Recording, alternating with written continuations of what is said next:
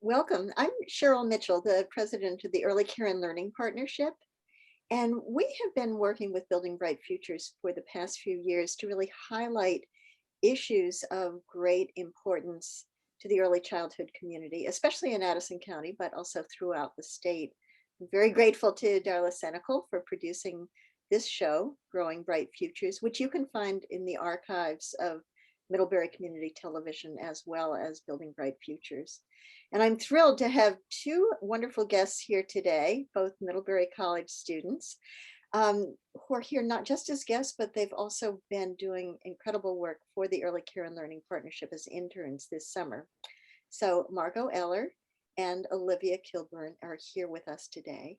And I'll maybe start just by asking each of them to introduce themselves in a little bit more depth about what they're interested in at the college, perhaps in the future, and why they decided to join us for this internship.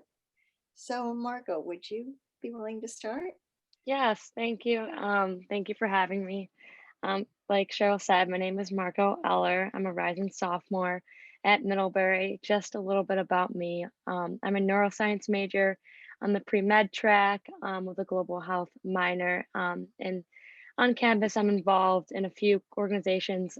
There's a mid-volunteers organization, the Global Health Club, lacrosse, just to name a couple, and the environmental group as well. And I was interested in doing this internship because, like I said, I'm on the pre-med track, but I'm like really interested in like holistic medicine. And after doing some more research, I've realized that having adequate access to childcare plays such an important role in health and well-being of any child and the whole like mental well-being of a family as well. So that's why I was interested in doing this work. Well, we're so delighted that you're working Mhm. with us, Margeaux. Thank you. And Olvia, do you want to introduce yourself a bit too, please? Yeah. I'm Olivia. I'm also a rising sophomore at Middlebury, and I'm pursuing a major in international and global studies with a minor in global health as well. Um, Ultimately, I was really interested in this because I want to get a master's in public health, and I kind of I know I want to work in that industry for my career. At Middlebury, I'm a part of the school newspaper, The Campus, and also Students for Justice in Palestine. And I'm really excited to be working with the ECLP this summer. Great. Well, again, we're so happy that both of you are here. It's been challenging. Usually interns are in person living on the campus, and the two of you are far away, and you've done an incredible job doing all this work virtually. So it's greatly appreciated. I'm wondering, maybe Olivia, you could start with a little bit about the kind of reaching out that you've been doing to different communities and how we're trying to get more information about childcare needs Mhm. from them. So, in order to gather more information about kind of what the needs of both parents and caregiving providers are in Addison County, is that we've designed two different surveys. And so we have a provider survey that we've sent out to a list of childcare providers in Addison County and asked them to fill it out and also share it with other types of caregivers, those who give geriatric care or may be interested in substitute teaching or mental health care or nursing and types like that.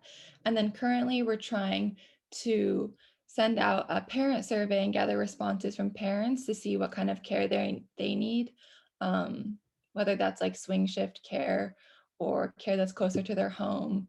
Um, just trying to increase the accessibility to childcare providers.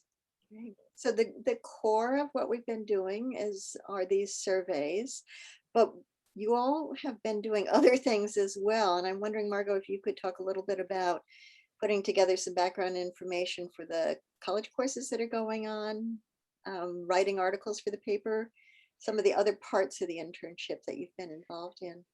Yeah, so in addition, just to like start off, recently we've realized that there's not just childcare, um, like a childcare crisis where people need providers for that. There's also like elderly, like mental health, and whatnot. So we've been reaching out to people in Vermont, and we have a few meetings upcoming this week to learn more about different caregiving needs in Vermont and seeing what we can do with that, and see if there's anything that we can do. We've had a couple meetings already, and learn about some like elderly care, and it's very interesting to learn about. And then we've also wrote a couple articles for the newspapers to describe the work we've been doing, and um, just sharing and kind of spreading the word, trying to get them more surveys to give to the providers and parents, because the more data we gather, like the more effective we can be in improving the child care and caregiving crisis.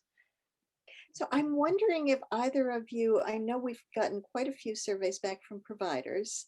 If you want to share a couple of the key things that we're starting to learn. In fact, I think we've gotten surveys back from providers of more than 150 slots in the county, which is a substantial number of spaces, what we've been starting to learn from them. Yeah, from the data I've seen so far, I've seen that there aren't a lot of swing shift care providers, and I have a feeling that's something that more parents might be in need of, while a lot of childcare providers aren't able to or aren't willing to provide that service, um, which is understandable in many respects. Um, I also noticed that a lot of providers would like more professional development opportunities, which I know that the Early Care and Learning Partnership offers an array of that. So that might be something to invest in more and kind of expand the accessibility to that professional development opportunities. Yeah. Yeah, great. And we have plans in place. I wouldn't say that we've gotten very many parent surveys back yet, but we have plans, outreach plans in place. And Margot, do you want to talk about some of the ways we're hoping to reach parents? Yeah, so Olivia and I came up with the idea to send out them to school. So we designed a QR code for schools to put in like their newsletter, as schools typically send like back to school newsletters to people, like emails. So a QR code where people can scan it and it'll bring them right to our survey. So it's very convenient. We're hoping that they'll just be distributed soon. We're also working on telling the providers to, if they have like wait lists or if they have lists of parents to send out to them. And I think we're working on talking to local businesses to see if they can give them out to their workers and seeing if they can give responses to see their childcare needs. So we're really hoping to get enough information from parents to supplement some research that we did last year about what parents want. And I think one of the things that Olivia just mentioned, we're expecting we're going to find a need for different kinds of care, like swing shift or weekends or other things, but we don't have enough data yet really to say anything specific about that. But we're also, the Early Care and Learning Partnership is working with a community group and Middlebury College about the potential construction of a new child care facility. So our hope is that the more data we're able to collect, the more specific we can be about what happens there and why it's so needed. So we're coming to the end of our summer internship, and I'm wondering if the two of you could comment on what's been helpful to you.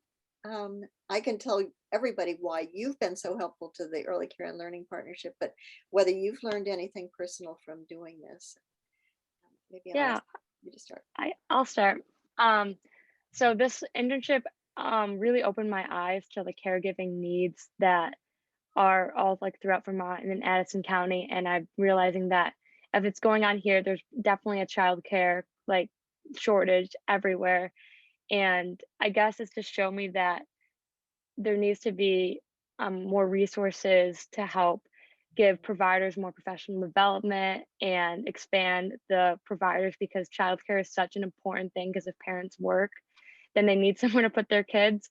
And I guess we've kind of, after talking to some professionals, this also just shown how strongly COVID has affected everything and how there just is a ton of work to be done. And I'm really glad that I can be a part of this meaningful internship and helping the ECLP this summer.